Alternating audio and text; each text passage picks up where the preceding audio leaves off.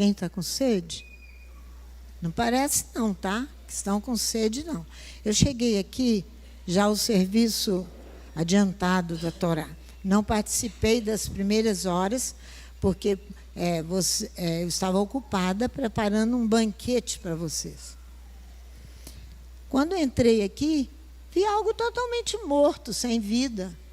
Sabe por quê? Quem está com sede, vai lá na palavra. Êxodo capítulo 15, vai lá comigo. Quem está com sede, vai buscar água para beber, exaltando aquele que dá água. Quem dá água é Adonai. Isso aqui é um poço, mas não está parecendo isso, não. De jeito nenhum.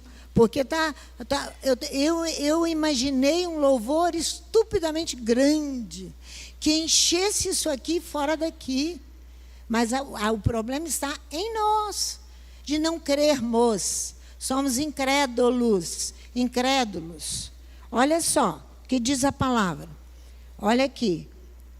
Capítulo 13, a partir do versículo 14. Quando teu filho no futuro te perguntar, que é isso? Dir-lhe-ás, o Eterno, com mão forte, nos tirou do Egito, da casa da servidão. Nós não entendemos isso ainda. Isso é o primeiro mandamento do Decálogo. Endureceu-os Faraó para não os deixar ir. E o Eterno matou todos os primogênitos da terra do Egito, desde o primogênito do homem até o primogênito dos animais. E por isso que eu sacrifico ao Eterno, por isso que eu sacrifico ao Eterno todos os primogênitos machos e resgato a todos os primogênitos de meus filhos. Isso será por sinal sobre tua mão e por frontais entre os teus olhos, de que o Eterno nos tirou do Egito com mão forte. Vai ao 15. Versículo 11. Eterno, quem é como tu? Eu quero que vocês leiam comigo. Eterno, quem é como tu entre os deuses? É com tu glorificado em santidade, terrível em louvores, operando maravilhas. Estendeste a mão direita e a terra os tragou. Tu, com a tua beneficência, guiarás o povo que remiste. Com a tua força o levarás à tua santa habitação. Os povos ouvirão e tremerão. Apoder-se-á uma angústia dos habitantes da Filístia. Os príncipes de Edom se perturbarão. São as nações que se perturbarão pela presença de Adonai. Dos poderosos, os príncipes de Edom se perturbarão. Dos poderosos dos moabitas, apoder-se-á tremor. Derreter-se-ão todos os habitantes de Canaã. Espanto e pavor cairão sobre eles. Pela grandeza do teu braço, emudecerão como pedra, até que o teu povo haja passado, ó Eterno, até que passe o povo que adquiriste. Tu os introduzirás e os plantarás no monte da tua herança, no lugar que tu, ó Eterno, preparastes para a tua habitação, no santuário, ó Eterno, que as tuas mãos estabeleceram. O Eterno reinará eterna e perpetuamente. Quando os cavalos de Faraó, com seus carros e com seus cavaleiros, entraram no mar, o Eterno fez tornar as águas do mar sobre eles. Mas os filhos de Israel passaram em seco pelo meio do mar. Então Míriam, a profetisa, falou assim: espera aí, só um pouquinho. Eu vou aqui olhar alguma coisa para depois eu cantar a esse Deus maravilhoso e grande. Assim que vocês estão. Eu entendi porque, não sei se Anderson colocou ali, quando ele, sexta-feira, coloca a mensagem junto com a paraxá da semana. Fui eu que escrevi aquilo ali. Porque o Espírito já estava me mostrando vocês hoje e eu não entendi. A fraqueza, a moleza, a indisposição, a incredulidade. Essa incredulidade individual, porque não é a minha e não é de vários aqui dentro, não atrapalharão a caminhada de um povo. não atrapalhará a caminhada de um povo. Está escrito aqui, ó, as leis da aventura individual. Que aventura é essa? A incredulidade de cada um não se aplicam à história comum de um povo. Qual é a história comum de um povo que crê que Adonai... Eu vou ler aqui o que eu escrevi para antes colocar na internet. Colocou, Anderson? Está aqui? Ah, que ótimo! A saída do Egito, o acontecimento é único. A ação de Moisés, cuja obediência é perfeita, transmite a todos nós o poder salvador do Elohim único, o errado de Israel. Aquele que não permite que as leis da aventura individual apaguem a história de um povo. O relato bíblico se apresenta acompanhado de perfeita justiça. Todas as gerações do povo podem encontrar nele inspiração e coragem para alcançar uma vida de adesão, pois Elohim coloca-nos à prova, suscitando perigo, enquanto as leis individuais não veem saída. A adesão e a fé em Elohim realizam o impossível a partir do século 17. Diversamente de todas as tradições, os comentaristas modernos tentaram dar ao Êxodo explicações naturais, como o mar se afastou, não porque Elohim o quis, mas forçado por um grande vento. Porém, os que creem destacam o valor da intervenção direta de Adonai Elohim Sevaot, Criador do mundo, autor único da história, Salvador e libertador. Vocês não parecem que estão numa festa de libertação de um povo? Quando eu entrei aqui, nós íamos cantar a música do cortejo. De lá, em direção a Bé, o poço. Ninguém parece que está com sede. Nada, nada. Aqui, ó, olha aí o texto que nós estávamos lendo. Então, Míriam, a profetisa irmã de Arão, versículo 20, tomou um tamborim, e todas as mulheres saíram atrás dela com tamborins e com danças. Ela tirou todo o sossego do arraial e foi dançar e cantar a grandeza de Adonai. Esses músicos, anos e anos preparando tudo isso para nós cantarmos, e nós estamos aqui feitos mortos, sem vida. Não dá. Olha aqui. E Míriam lhes respondia: cantai ao Eterno, pois sumamente se exaltou. Lançou no mar o cavalo com seu cavaleiro. Depois fez Moisés partir os israelitas do Mar Vermelho. Saíram para o deserto de Sur. Caminharam 3 dias no deserto e não acharam água. Você está com sede ou não está?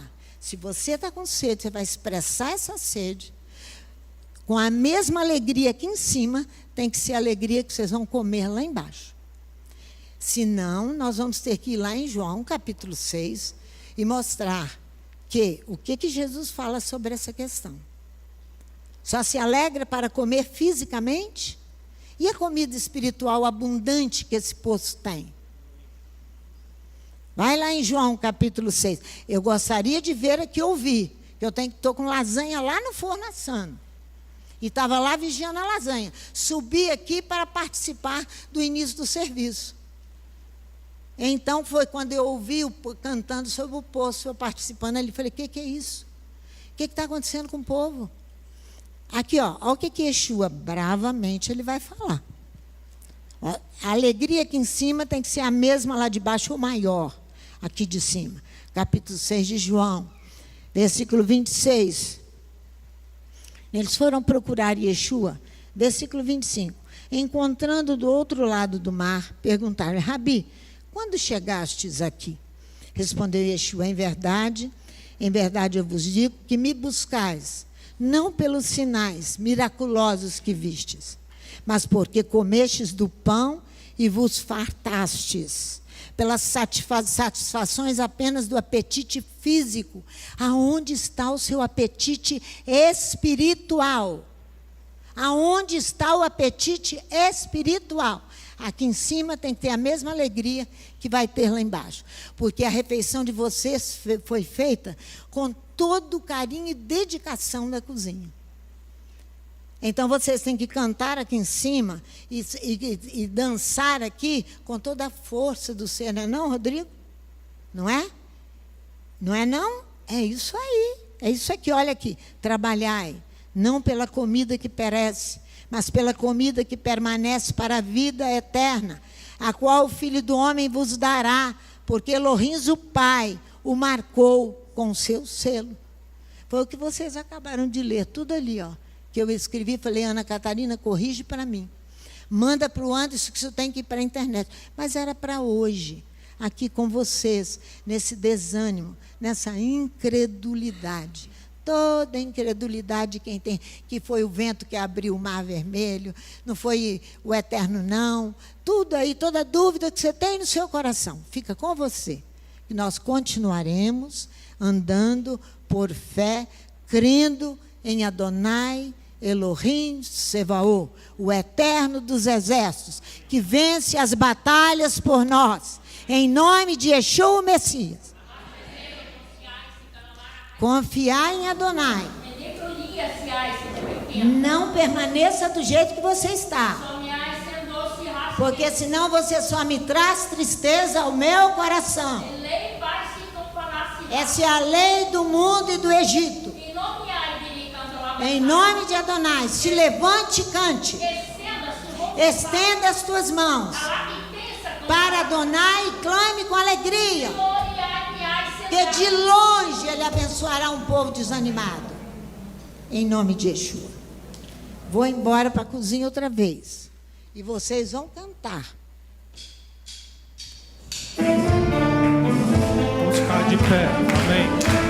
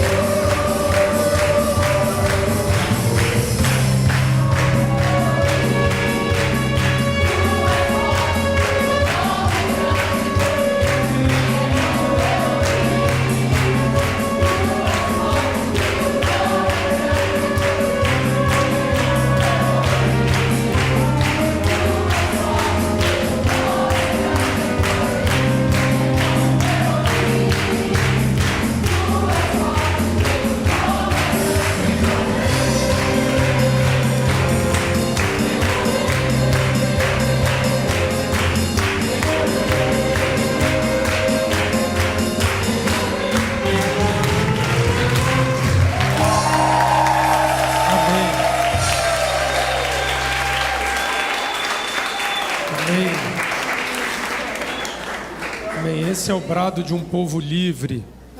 Glórias ao Eterno. Esse é o brado de um povo livre. Bendito seja o Eterno. Esse é o brado de um povo que verdadeiramente crê na salvação e na libertação do nosso Elohim.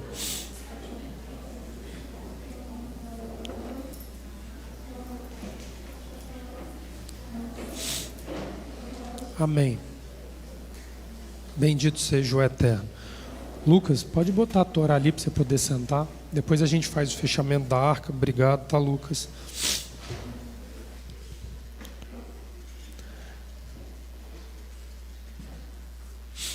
Shabbat Shalom novamente, irmãos. Shabbat Shalom novamente, irmãos. Amém. Bendito seja o Eterno. Cadê Leomar? Leomar vai lembrar disso aqui que eu vou falar. Recentemente, essa semana, o Eterno me fez lembrar, Leomar, de Oséias capítulo 6. O profeta Oséias, ele vive um tempo difícil diante do povo de Israel, porque ele precisa acusar Israel do seu pecado mais íntimo. A questão do amor a Elohim e a adesão a Elohim, ela é tratada pelo profeta Oséias como duas coisas que são totalmente necessárias para que ele veja o relacionamento de Elohim com o seu povo de forma adequada. O capítulo 6, o profeta Oséias diz assim no verso 1: Vinde, tornemos para o Eterno. Ele nos despedaçou, mas nos sarará. Fez a ferida, mas a ligará. Depois de 2 dias nos dará a vida. No 3º dia nos ressuscitará e viveremos diante dele. Conheçamos e prossigamos em conhecer ao Eterno. Como a alva será a sua saída, ele a nós virá como a chuva, como chuva serôdia que rega a terra. Que te farei, ó Efraim? Que te farei, ó Judá? O vosso amor é como a nuvem da manhã, como o orvalho da madrugada que cedo passa. Essa é a acusação de Oséias contra Israel. Essa foi a acusação que veio sobre a nossa face agora, nas palavras que a pastora Sandra nos acusou agora diante de Adonai. E a acusação que eu digo é botar exposto diante de Adonai de uma assembleia onde nós erramos. Se o nosso amor por Elohim for como o orvalho da manhã, que nas primeiras horas da manhã ele se vai pelo calor do sol, não há libertação, não há salvação, e nós ficamos resumidos a falar sobre este grande momento da Parashá Beshalach, o capítulo 15, como algo filosófico. Essa advertência divina do capítulo 6 de Oséias, ela não era apenas para aquela geração daquele tempo, mas ela é para os dias de hoje.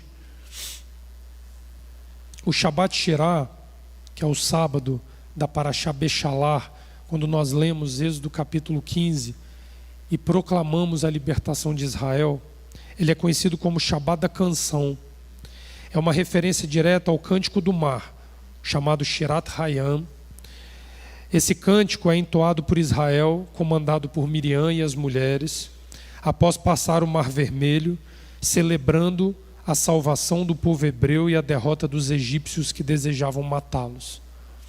Uma coisa que precisa entrar na nossa cabeça definitivamente, e isso ser expresso por meio de uma vida que condiz com isso, é o fato de que sermos livres do Egito é um ato que se deu com a saída de Israel do Egito e com a passagem do Mar Vermelho. Nós esquecemos muitas vezes desse detalhe, que não podemos nem chamar de detalhe. Note que se Israel apenas tivesse saído do Egito, o projeto de salvação não seria outorgado a Elohim. O projeto de salvação outorgado a Elohim passa pela saída do Egito e a liberdade através das águas milagrosas no Mar de Juncos, ou Mar Vermelho, como a maioria traduz. E o Shabat de hoje é o Shabat que ano após ano nós lemos a Parashá que exalta isso. E aí a acusação de Elohim vem. Que alegria e que salvação é essa que nós estamos proclamando? Precisamos tomar um chacoalho para despertarmos de uma inércia, de uma anestesia, de uma dormência que nos acuava a ponto de fazermos algo aquém do que Elohim espera. Neste dia, usamos as músicas para celebrar e fazer referência ao grande feito de Elohim naquele tempo. Mas transcendendo os limites do tempo, fazemos menção da nossa salvação nos dias atuais. Aqui nós estávamos errando, porque nós precisamos crer e viver a salvação como foi falado. Nossos pais ensinam há séculos que este momento é único.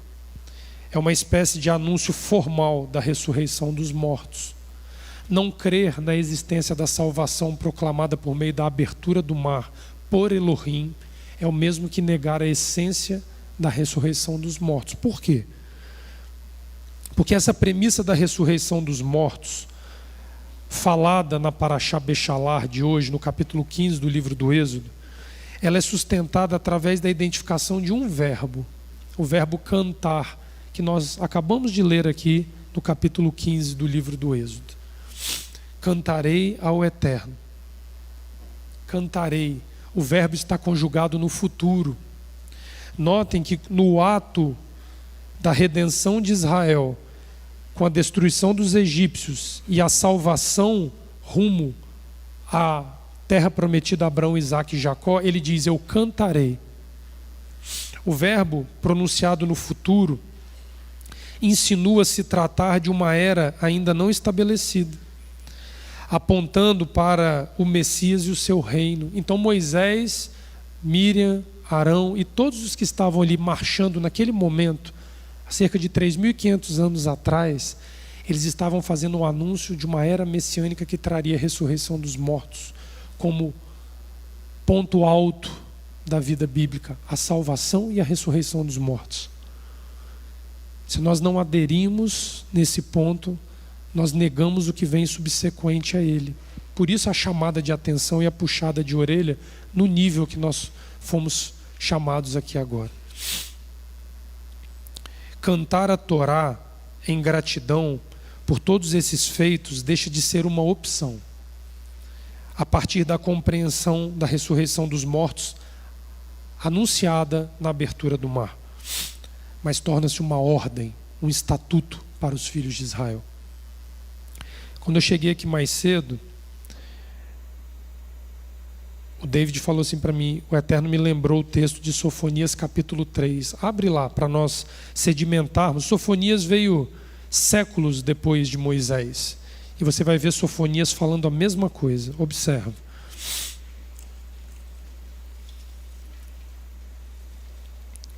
Ele vai exaltar Elohim da mesma forma que Miriam, que Moisés, Arão e todo o povo fez ali no ato de saída do Egito. Olha o capítulo 3, versículo 9, o que é que vai falar. Então darei lábios puros aos povos, para que todos invoquem o nome de Adonai, para que o sirvam de comum acordo. Da além dos rios da Etiópia, os meus zelosos adoradores, o meu povo disperso, me trarão sacrifício. Naquele dia não te envergonharás de nenhuma das tuas obras com que te rebelastes contra mim, porque não tirarei do meio de ti os que exultam na sua soberba. Nunca mais te ensorbecerás no seu santo monte, mas deixarei no meio de ti um povo humilde e pobre, que confia no nome de Adonai. O remanescente de Israel não cometerá iniquidade, nem proferirá mentira, nem na sua boca se achará língua enganosa. Serão apacentados, deitar-se-ão, e não haverá quem os espante. Canta alegremente, ó filha de Sião. Rejubila, ó Israel. Regozija-te e exulta de todo o coração, ó filha de Jerusalém. O Eterno afastou o teu castigo, lançou fora o teu inimigo. O Eterno, o Rei de Israel, está no meio de ti. Tu já não verás mal algum. Naquele dia se dirá a Jerusalém: não temas, ó Sião, não se afrouxem as tuas mãos. O Eterno teu Elohim está no meio de ti, poderoso para te salvar. Ele se deleitará em ti com alegria, renovar-te-á no seu amor, regozijar-se-á em ti com júbilo. Os que em tristeza suspiram pelas festas solenes, eu os removerei de ti. esses que são de ti e sobre os quais pesam opróbrios. Naquele tempo procederei contra todos os que te afligem, salvarei os que cocheiam e recolherei os que foram espalhados. Eu lhes darei louvor e honra em toda a terra em que foram envergonhados. Naquele tempo vos trarei, naquele tempo vos recolherei. Certamente vos darei honra e louvor entre todos os povos da terra, quando eu restaurar a vossa sorte diante dos vossos próprios olhos, diz o Eterno. O profeta aqui, Sofonias, ele se faz valer da promessa da salvação no capítulo 15 de Êxodo, para trazer a Israel naquela geração a mesma promessa. Para que diante dos vossos próprios olhos vejam eu restaurar a vossa sorte. O problema está em nós crermos que Elohim é capaz de mudar o curso da nossa vida. Nós falamos disso, nós lemos sobre isso na Torá, nós celebramos Pessa falando disso, nós celebramos Shavuot falando disso, nós celebramos Sukkot falando disso, apelamos a Adonai em Rosh Hashanah e Yom Kippur para ter o nome escrito e selado no livro da vida. Mas sabe qual é a notícia, Leomar? Nós não cremos nisso. O profeta Sofonias precisa voltar no tempo, dando uma prova de atemporalidade da promessa dada a Israel no capítulo 15, de que Adonai atropelaria os nossos senhores, os nossos deuses, os nossos opressores, os que oprimem a alma, a mente e o nosso corpo. Mas nós não cremos. O profeta Oséias bota o dedo na ferida e faz assim, ó geração prostituída diante de mim, porque não crê. Geração adúltera ele chama. Mas lá no capítulo 14 de Oséias ele diz: volta, ó Israel, para a presença do teu Elohim. Por acaso vos dei eu carta de divórcio? Diz o Eterno. A palavra de Adonai em Sofonias capítulo 3 é uma prova entre muitas outras de gerações diferentes que tiveram que ser chacoalhadas pelo enviado de Elohim para lembrar que a palavra de Elohim não passa. E nós não precisamos apenas ouvir e saber da salvação, precisamos crer. E hoje nós somos envergonhados diante da Torá, dizendo da parte de Adonai para nós que nós não cremos.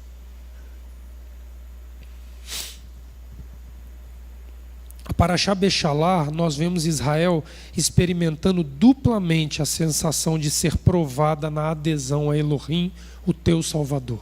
2 vezes. A primeira delas, o mar de juncos abriria ou não abriria? A segunda delas, o pão cairia do céu. Israel precisou ser provada por Elohim em aspectos que são totalmente condicionados à vida a qual ele promete a quem ele quer salvar.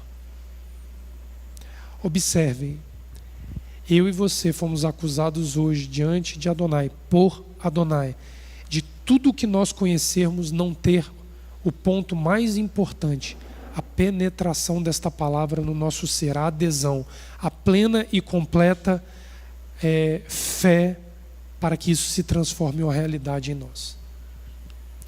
Nós podemos dizer, Leomar, com isso que nós estamos sendo acusados, tal qual Sofonias acusou Israel no seu tempo, tal qual Oséias acusou Israel no seu tempo.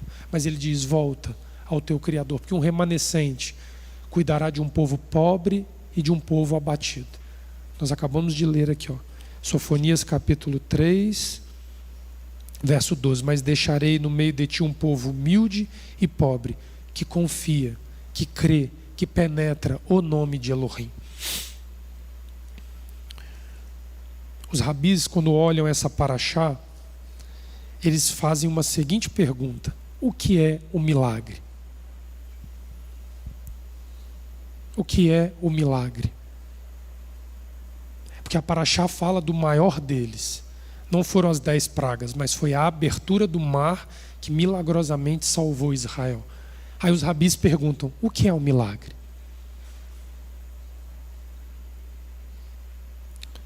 O milagre não pode provar o que é impossível. O milagre ele é útil apenas para confirmar o que é possível. Eu vou repetir devagar para vocês, porque eu precisei repetir isso para mim algumas vezes para eu entender o que o texto falava. Um milagre não pode provar o que é impossível, porque se a nossa definição de milagre for provar o que é impossível, eu estou falando de um milagre, Leomar, que eu e você somos capazes de fazer, porque ele é impossível. Mas a Torá diz, a Elohim nada é impossível.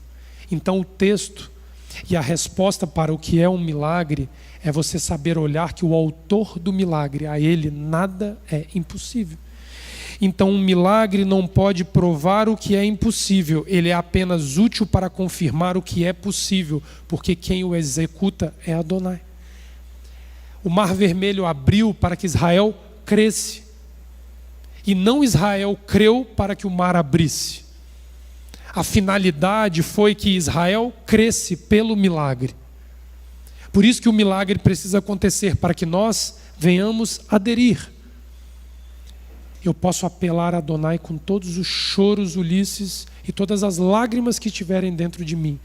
Mas se na hora que Adonai vier botar a mão para que aquela ferida seja curada, eu não creio, eu perco a oportunidade e derramei lágrimas em vão diante de Elohim. Eu preciso crer que eu sou salvo, que a salvação está posta diante de mim e que aquele que a prometeu é fiel para cumpri-la. Nós estamos sendo expostos a um problema básico de crença, de adesão. O milagre do mar dos caniços, como alguns hebreus gostam de traduzir, mar de juncos ou mar vermelho, consistiu no fato de que, no exato momento em que era necessário, de maneira justamente propícia à realização do objetivo desejado e numa escala anormal, ocorrem de acordo com a vontade de Elohim fenômenos que trouxeram salvação a Israel. Notem, 400 anos no Egito sendo escravizado, porém com a promessa de Abraão de que depois de 400 anos seriam libertos. A promessa por si só não foi suficiente para que eles crescem. Diferente do que Abraão e Isaac fizeram e Jacó fizeram, de que tinham a promessa e criam, uma geração 400 anos aprisionada no Egito tinha a promessa e perdeu a capacidade de aderir. E geração após geração isso vem ocorrendo, os profetas se levantando, a acusação sendo deflagrada e um remanescente restando de pé. O que é decisivo é que os filhos de Israel entenderam isso como um ato divino, como um milagre. Um milagre é um espanto duradouro, um sentimento de surpresa e admiração sentindo em momentos especiais e significativos. O problema todo não estava na dúvida se Elohim é ou não capaz de fazer, mas de mim e de você crermos que na hora certa, na hora propícia para que Ele seja glorificado, Ele fará. Está faltando esta continuidade da nossa parte, para que Ele faça. Entendam, você sai do Egito, Leomar, sem a esperança da adesão, mas com a esperança de uma promessa. Você marcha, você viu as 10 pragas acontecer ao teu lado, você viu pessoas ao teu lado morrerem, você foi um dos que no Covid esteve entubado, internado, viu o teu lado morrer, mas você sobreviveu. Você teve o câncer, um morreu e você viveu. Um perdeu o filho e o teu viveu. No acidente de carro morreram todos e você ficou. Nós vemos isso dia após dia, mas ainda falta aderir. Israel marcha, não olha para trás e de repente num momento de lucidez, Leomar, Faraó fala, que loucura fizemos. E quando o Faraó enviou para Xabé-Xalar o seu exército para dizimar este povo que marchava em liberdade. Capítulo 13, versículo 17, quando o Faraó deixa ir o povo, Elohim não os leva pelo caminho da terra dos filisteus, posto que mais perto, pois disse Elohim, para que o povo não se arrependa vendo a guerra e volte. Faraó recobra a lucidez humana, porque a espiritual foi passageira, quando ele libera Israel para sair. E aí é que nós vamos ver o ato de salvação máximo de Elohim. Israel marcha com homens, mulheres, crianças, animais e idosos. Era uma marcha lenta. O Egito vem com carros e cavalos em alta velocidade para destruí-lo. Uma aproximação iminente e um contato iminente entre essas duas partes, totalmente prevista. Elohim atrasa o exército egípcio, colocando uma coluna de nuvem de fogo, impedindo que o arraial de Israel fosse invadido pelos egípcios. Mas, ao mesmo tempo, empurra Israel até uma situação de coxia. Vocês lembram do ensino de coxia que nós tivemos há uns meses atrás? A coxia é aquele lugar estreito. É aquele local do curral onde o animal passa amarradinho, apertadinho, porque ele vai sofrer uma intervenção. Atualmente chama-se de tronco do curral. A coxia é aquele lugar apertado. Então você tem, Leomar, um exército vindo te matar e você tendo que escapar. E aí chega um ponto onde a pressão desse exército de um lado e você depara com um mar que você não é capaz de atravessar. Não tem para onde ir. É na hora do aperto que Elohim é glorificado e ele é manifestado.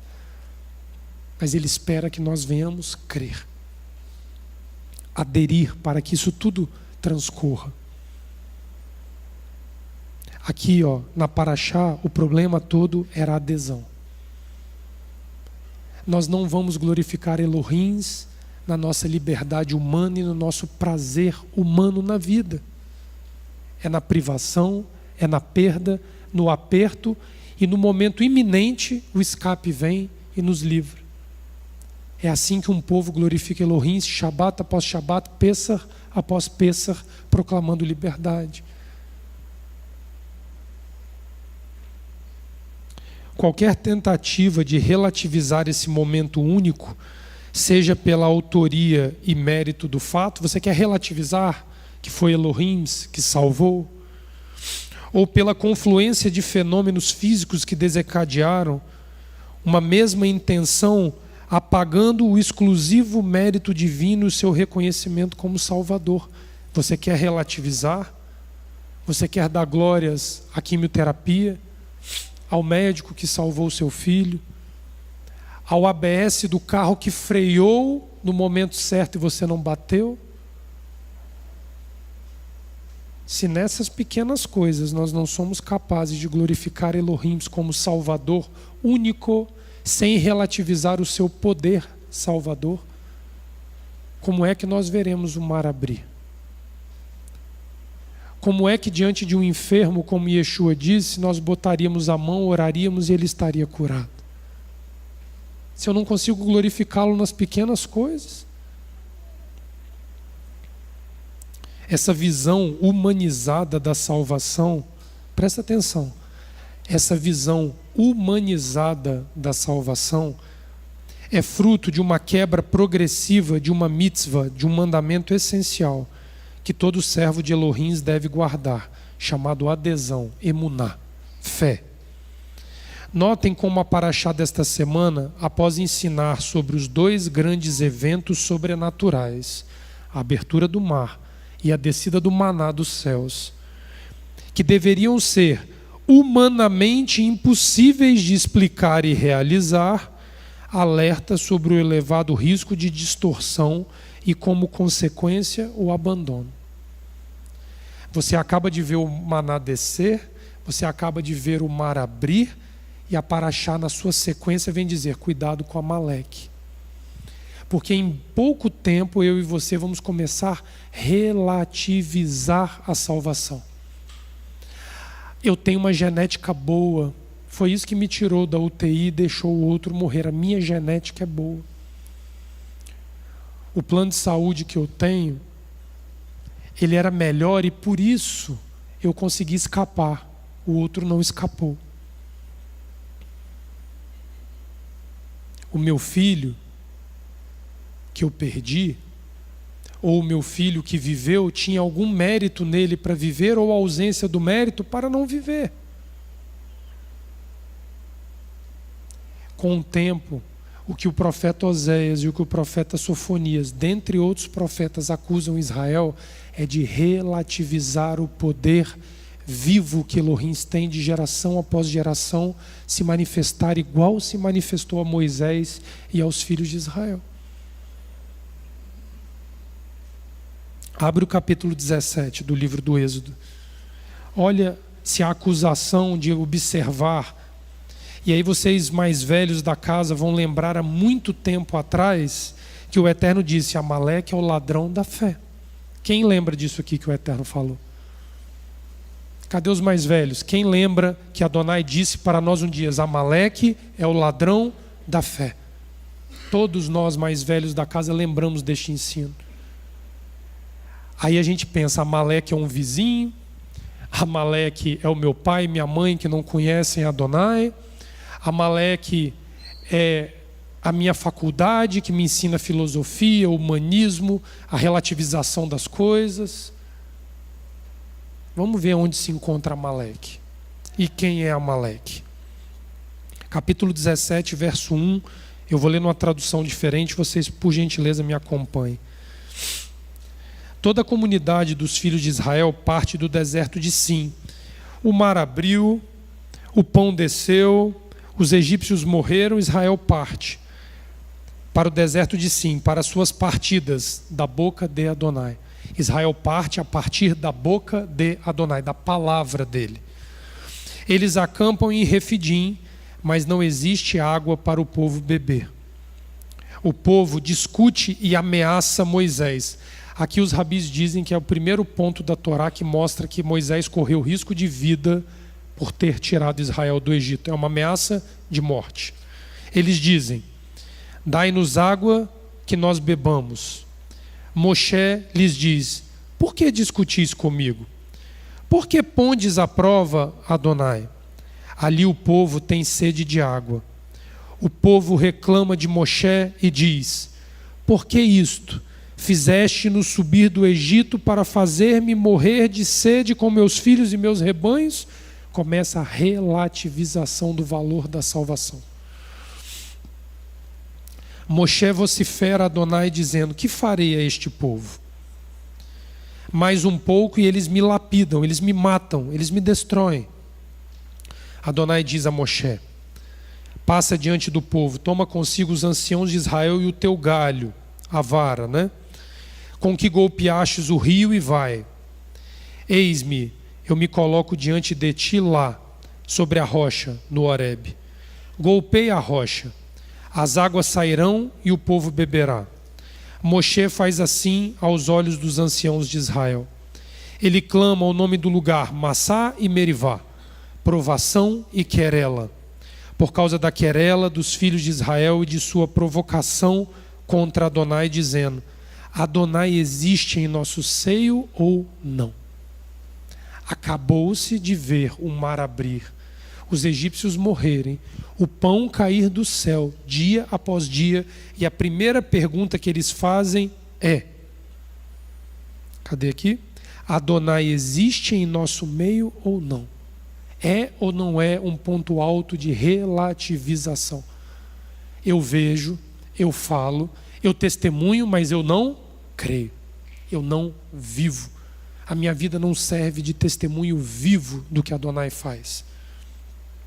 Amaleque vem e guerreia contra Israel em Refidim. A resposta é imediata. Relativizou a salvação, o ladrão da fé vem e ataca pela retaguarda. Existe um Shabat que carrega o nome desta memorização. Alguém sabe me dizer o nome? As vésperas de Purim. Shabat Zahor, lembra do que te fez Amaleque na saída do Egito. Porque vocês vão ver que isso se torna um memorial, um estatuto para não haver esquecimento. Continua. Moshe diz a Yehoshua, a Jesus, ou Josué, que traduzido do hebraico, a salvação de Adonai. Escolhe para nós homens e sai para guerrear contra Amaleque.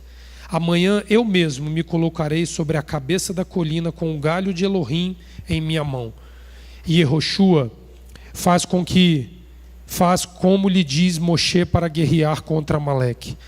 Moshe, Aharon e Ur sobem na cabeça da colina. E assim Moshe levanta a mão, Israel ganha. Mas quando repousa a mão, Amaleque ganha.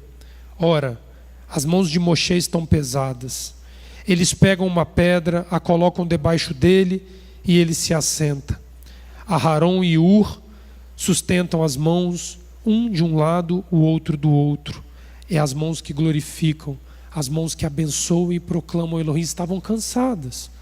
Ele pede apoio, ele recebe apoio. Suas mãos são aderência até o declínio do sol. As mãos de Moisés erguidas traduzem adesão, aderência, fé, até o pôr do sol. E Yehoshua faz Amaleque e seu povo cederem a boca de espada. Adonai diz a Moshe: escreve isto como memorial na ata. Coloca-o nos ouvidos de Yehoshua. Aqui vem Shabbat Zahor. Torna isso um memorial. Sim, eu apagarei a lembrança de Amaleque de sob os céus. Moshe constrói um altar e clama seu nome, Adonai Nissi, ele é a minha bandeira. Moisés ergue a promessa contra Amaleque como uma bandeira pessoal de que através da Torá a incredulidade e a falta de adesão seriam destruídos. Ele faz uma bandeira para isso. Ele diz, sim, a mão no trono de Iá, de El, de Adonai, guerra de Adonai contra Amaleque. Aqui está o problema, ciclo após ciclo. A derrota de Amaleque precisa ser a cada geração que é provada na adesão contra a falta, na adesão a favor de Elohim, contra a falta de adesão. Entendam isso e guardem isso e executem isso. A salvação de Elohim e a adesão estão caminhando lado a lado, não há uma sem a outra. E há um agente interno no coração do homem, na mente do homem, proveniente de pecados não confessados, que é passível de relativizar este poder divino. Eu e você portamos Amaleque dentro de nós, e é a boca da espada. De qual espada? Da palavra de Elohim, recitada, cantada e proclamada, é que essa incredulidade ela é destruída na nossa geração. Eu não posso ensinar Torá ao meu filho ou à minha filha sem eu ter um combate vigente, permanente contra Amaleque na minha vida. Senão eu estou apenas contando uma história e replicando ela ano após ano para os meus filhos. O ponto alto da sacralização histórica e atual deste momento de abertura do mar é provocar no interior do homem uma firme adesão ao fato de que a salvação é um mérito exclusivamente divino e mediado pela inabalável crença de seus servidores. Mandou marchar para fora de um emprego? Marcha. Mandou marchar para fora de algo que te aprisiona? Marche. Só que você vai ser espremido entre o mar e aquilo que quer te destruir. É aí que eu e você vamos provar a existência salvadora de Elohim. Não é em casa, no conforto do lar, com uma família saudável. Nós podemos glorificar Elohim nisso, mas provar a existência dele por meio de uma adesão é no momento único e singular, onde só ele é capaz de nos salvar. E isso será para nós a proclamação desta salvação. Relativizar os fatos de tamanha relevância é o mesmo que baixar a guarda para Amaleque nos atingir na retaguarda nos dias atuais e desmoronarmos diante de Elohim, mesmo testemunhando o seu poder manifesto publicamente e às vezes interiormente. Hebreus 11 vai dizer assim: ora, a fé é a certeza das coisas que se esperam. Igual Israel, é a certeza de uma promessa aguardada. e a convicção de fatos que não se veem. Pois pela fé os antigos obtiveram bom testemunho. Pela fé entendemos que foi o universo formado pela boca de Elohim, de maneira que o visível veio a existir das coisas que não aparecem. A adesão consiste numa ação de permanente crença nessas palavras salvadoras que emanam de Elohim, e a constituição disso como uma realidade que se dá quando nós assumimos isso como uma bandeira. Eu preciso assumir publicamente como uma bandeira. Minha vida vai ser exprimida, mas a salvação virá. A ideia visual da poesia, um estandarte em nossa vida, podendo servir de luz para quem está preso nas trevas. Porque quando nós aderimos, quando nós permitimos essa coxia, esse aperto, esse ajuste para que Elohim no último momento traga você da morte, ele serve de luz para quem está em trevas, serve de vida para quem está morto. E é por isso que esta casa ora que traga de volta os mortos para dentro de casa. Aqueles que espiritualmente deixaram de crer, de aderir, e estão vivos, com o coração batendo, respirando, mas que no interior perderam a luz da vida emanada de Elohim. Essa prática não ocorre de maneira súbita e definitiva. Aqui está o grande problema.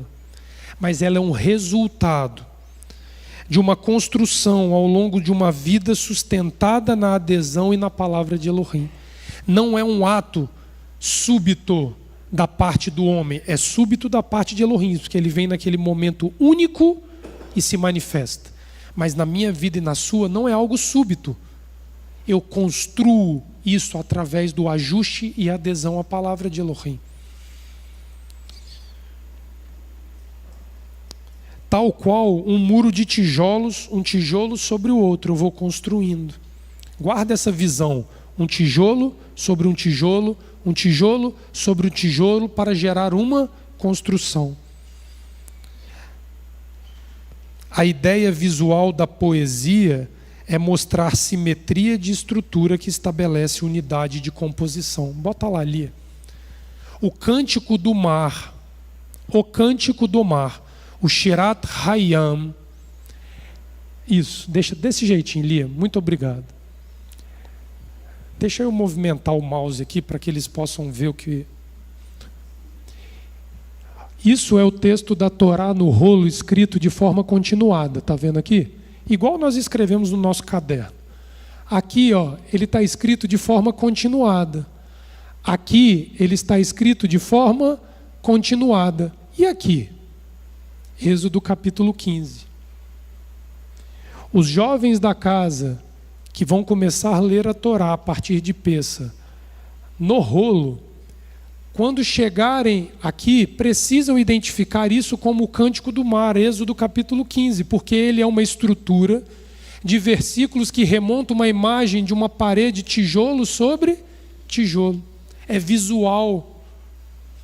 Os rabis inspirados por Adonai constroem no Cântico do Mar uma imagem visual para que o leitor da Torá veja que a salvação é fruto de uma construção. Isso é o ponto alto do Shabbat Shirah, este sábado de hoje. Entendem o saculejo que nós tomamos aqui agora?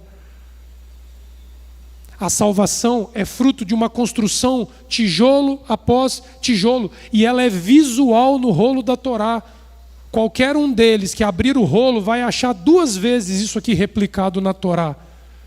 Em Êxodo capítulo 15, Parashá Bechalar, e na Parashá Razim, no Cântico de Moisés, é estruturado nessa mesma forma poética, provando para o homem que a salvação é a construção de uma vida de adesão permanente. Por isso o texto da Torá ali, numa clara demonstração de amor e pedagogia conosco, estrutura esta passagem bíblica de maneira atípica dos demais textos, promovendo um destaque visual da canção do mar, talvez para incitar em nós o desejo de observância deste aspecto. É dessa forma que a sinagoga, casa de oração Rehovot, adere a esta ordenança.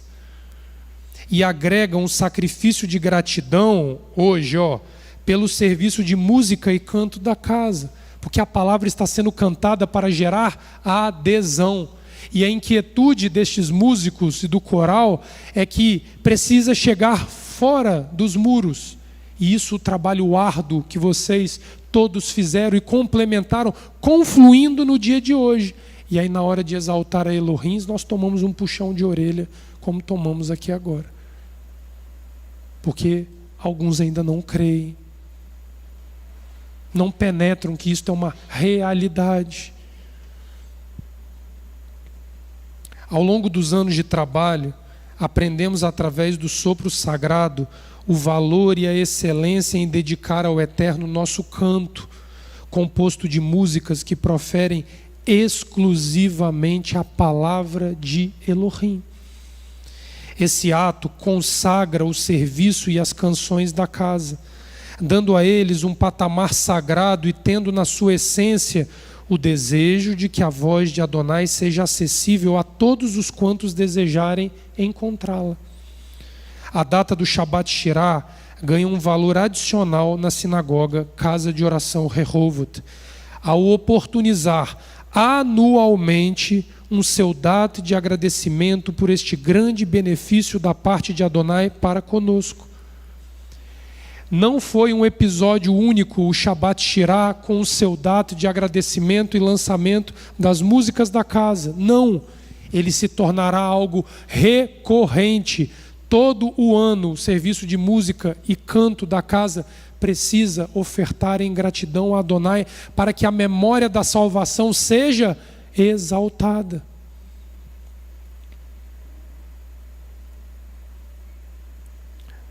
Como foi dado o aviso nas redes de comunicação da casa, o Salmo 111:1 diz: cantaremos a mensagem sagrada de Adonai, aleluia. Qual é o nome do álbum? Aleluia. Celebro Adonai de todo o coração. 2 milênios e vários séculos nos separam dos autores dos salmos. Eles certamente não reconheceriam o mundo em que vivemos. Nós, porém, não deixamos ainda de nos reconhecer em seus cantos, que expressam toda a palavra de Adonai, pois o tempo não desgastou suas imagens e sua mensagem não cessa de ser atual. Sua exigência de justiça é para aqueles que ouvem e seguem o cumprimento da promessa mais urgente, a salvação das almas. É preciso cantá-los. Esse é o apelo da casa que nos levou hoje a termos um seudat. Que o Eterno possa muito nos abençoar. Que diante de toda dura correção que nós tivemos, nós possamos ficar de pé. E como nos foi cobrado, a mesma alegria aqui em cima precisa resplandecer lá embaixo, junto com a refeição. Que o Eterno nos abençoe. Nós vamos agora fazer o fechamento da arca do Eterno e vamos finalizar o serviço com as últimas músicas que faltam para nós podermos encerrar a manhã de hoje. E lembrando que às 16 horas à tarde nós teremos o encontro ali no Horto de Maruípe.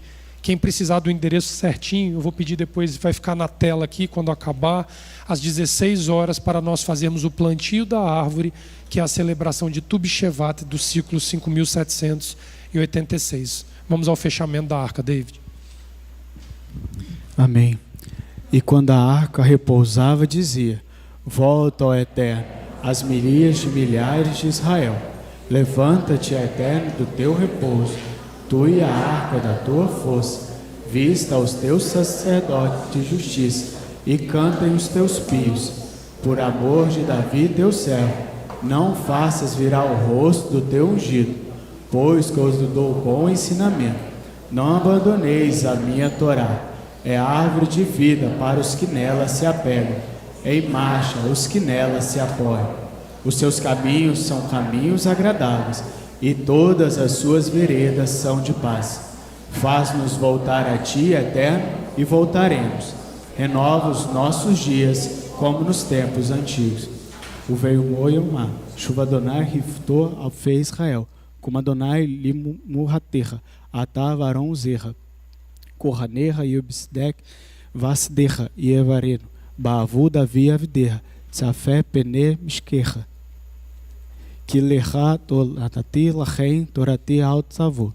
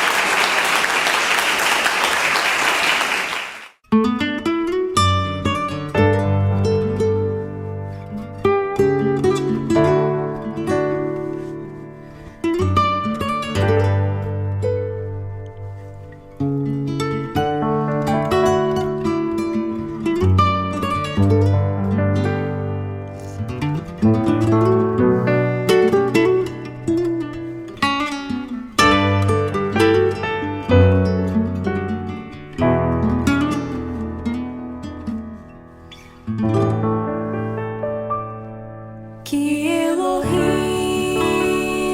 te dê